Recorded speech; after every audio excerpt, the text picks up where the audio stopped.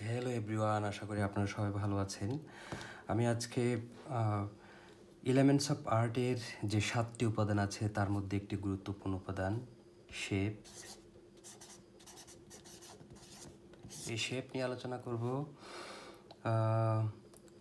প্রথমে বলি শেপ জিনিসটা কি। শেপ জিনিস হচ্ছে যখন একটা বিন্দু থেকে যখন এটা ঘুরে এসে এইভাবে ঘুরে এসে যখন এই যে এখনও পর্যন্ত এটা কিন্তু শেপ তৈরি হয়নি, যে এটা যখন এখনও এটা লাইন আছে কারণ এখানে গ্যাপ রয়ে গিয়েছে, এটা যখন এভাবে লাগিয়ে দেওয়া এখন এটা শেপ হয়েছে। এটা একটা ওভাল শেপ। এটা যখন আরও মানে আর একটু রাউন্ড হবে তখন আমরা এটা হচ্ছে রাউন্ড শেপ অথবা সার্কেল বলতে পারবো। তো নানান ধরনের শেপ হতে পারে। ছবি আঁকায় আমরা অনেক ধরনের শেপ ব্যবহার করি। অনেক সময় আমরা বুঝতেও পারি না আমরা যে কত ধরনের শেপ তৈরি করি। তো আমি আরেকটা শেপ এঁকে দেখাই। এটাকে আমরা স্কোয়ার শেপ বলি।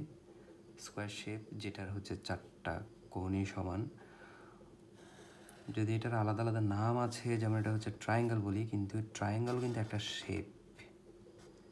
এই যে ট্রায়াঙ্গেল শেপ, এই যে এটা হচ্ছে ওভাল শেপ। তো আরও নানান ধরনের হচ্ছে হাজার হাজার ধরনের শেপ হতে পারে। এই যেটা হচ্ছে দেখতে যে একটা ক্লাউডের মতো, যেমন একটা ক্লাউড। এই জিনিসটা হচ্ছে ট্রির একটা ঝোপের মতো, এটা হচ্ছে একটা শেপ। তো এই ধরনের অনেকগুলো শেপ আমরা ছবি আঁকার ক্ষেত্রে তৈরি করি।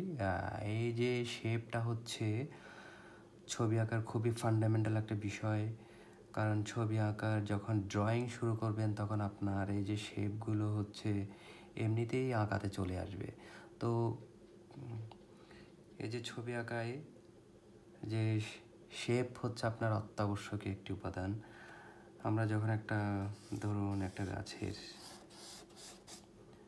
যদি প্রথম একটা শেপ আঁকি, যে দেখুন এই যে এটা হচ্ছে শেপ। এই যে একটা যদি হিউম্যান ফিগারের মতো করে দেখাই তবুও হচ্ছে, দেখেন আমি প্রথম ধরুন এই যে আমি একটা হিউম্যান ফিগার আঁকবো, এখানে কিন্তু আমার শেপের কিন্তু হেল্প নিতে হবে। শেপই কিন্তু একটা হিউম্যান ফিগার তৈরি করবে। এই যে এরপর হচ্ছে আমি এখানে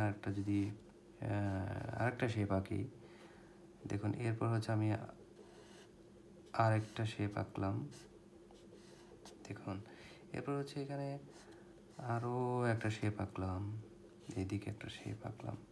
তো এটা আস্তে আস্তে কিন্তু এভাবে আঁকতে আঁকতেই কিন্তু এটা একটা হিউম্যান ফিগারের রূপান্তরিত হলো। তো এই ধরনের অনেক শেপই কিন্তু ছবি আঁকায় আমরা ব্যবহার করি। তো আশা করি আপনারা শেপ নিয়ে বুঝতে পেরেছেন।